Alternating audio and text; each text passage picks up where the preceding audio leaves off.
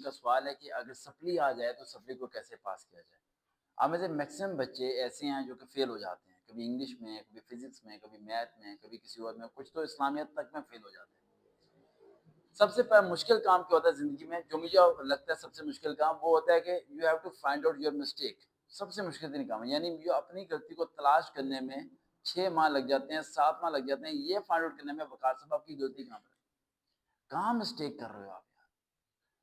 जब भी आप हारो तो सबसे पहले ठंडे दिमाग से बैठो, दोबारा कोशिश करने की कोशिश मत करो भाई, दोबारा याद करते हैं पेपर देते हैं, दोबारा याद करते हैं पेपर देते हैं, दोबारा याद कर रहे हो पेपर दे रहे हो, तुम तो वही हो, तुम्हारी शक्ल भी वही है, तुम्हारा तरीका भी वही है, तुम्हारा पढ़ने का तरीका भी वही है, तुम्हारे लिखने का तरीका भी वही है, तुम दोबारा फेल हो जाओगे।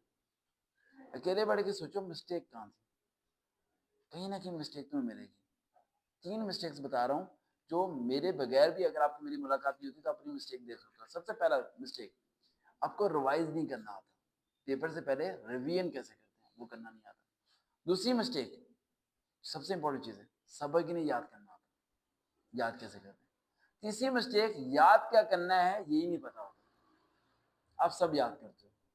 आपको पता है कुछ बच्चे ऐसे होते हैं जो पेपर देने के लिए जाते हैं और घर आके कहते हैं मामा पूरा पेपर बिल्कुल सही करके आया हूँ, फेल होने के बाद कहते हैं मामा पता नहीं क्या हो गया है, चेक करने से ही चेक नहीं किया।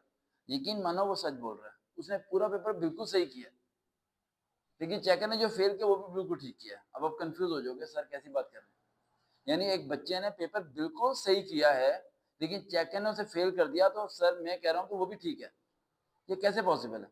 उसने पेपर में बिल्कुल ठीक किया है लेकिन मसला एक था, उसने जो पेपर किया है वो सवाल पेपर का वो सवाल का जवाब था ही नहीं। 99% बच्चों को क्वेश्चन समझ नहीं आता, आंसर याद होता है। अब आंसर को लेते हो और क्वेश्चन नीचे पेस्ट कर देते हो, वो आंसर बिल्कुल राइट होता है लेकिन वो उस क्वेश्चन का राइट आंसर ही नहीं होता। पॉइंट समझ आ रहा है मेरी बात, उस क्वेश्चन का राइट आंसर ही नहीं होता। सबसे मुश्किल काम होता है क्वेश्चन को अंडरस्टैंड करने कि उसने डिमांड क्या किया, उसे क्या चीज चाहिए। अगर आपको सवाल समझ आ जाएगा तो आप टू दी रेलिवेंट आंसर लिख सकते हो, लेकिन आप देखते हो इक्विलिब्रियम लिखना शुरू किया, अच्छा पेंडुलम लिखना शुरू किया, रिपल टैंक लिखना शुरू, भाई रिपल टैंक के बारे में उसने रिफ्रैक्शन का पूछा है, डिफ्रैक्शन का पूछा है, पूछा क्या है, नहीं रिपल टैंक का नाम नजर आना चाहिए बस, पूरा वो रिपल टैंक छाप देना है। कुछ तो होगा इसके अंदर, कुछ तो होगा इसके अंदर, ऐसे नहीं करना ना, ये तो सबसे बड़ी मिस्टेक है। मैं बता रहा हूँ मिस्टेक समझ आ रही, आप बहुत हाई मार्क्स ले सकते हो, मैं यही करता हूँ, और मैं कुछ कोई कोई अफलातीन नहीं हो कि भाई पता नहीं कौन से मेरे पास चिराग हैं जिसके मेरे बहुत अच्छे नंबर आते हैं या मैं बच्चों को ज़हीन बनाता हूँ। तो मैं सिर्फ समझाता हूँ कि you have to find out your mistake, you can not understand the question. मैं वो पॉइंट बता रहा हूँ जो कि कॉमन है, आपको क्वेश्चन को समझना है। यानी आपकी बुक में जितने भी सवाल हैं आपको आज के बाद जवाब के साथ सवाल को भी याद करना है, जवाब के साथ क्या याद करना है, सवाल को भी याद करना है, आप पास होना शुरू हो जाएंगे।